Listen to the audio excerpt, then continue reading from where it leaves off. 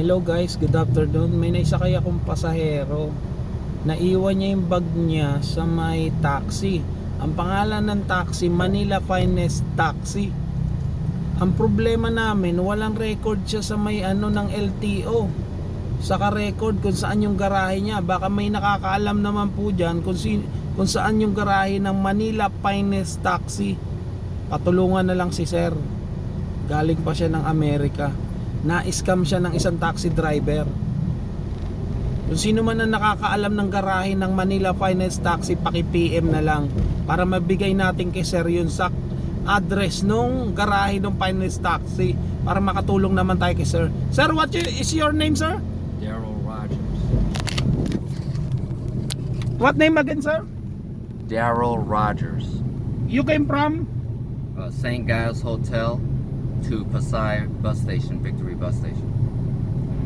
What name of the taxi you drop your bag? Manila's Finest Taxi. What the plate number, sir? The plate number is UVR 856. UVR 856. 856. Yes. UVR 856. Bali ang laman ng bag na naiwan doon sa taxi. Ano sir ang what your bag, sir? A backpack. Backpack. What the Black backpack. black backpack? What the inside in your backpack? Well, I don't want to go over all that, but Ay, okay, no problem. Sige, okay sir. Kung pwede lang po sana matulungan po natin siya kung nasaan yung address nung Manila Finest Taxi.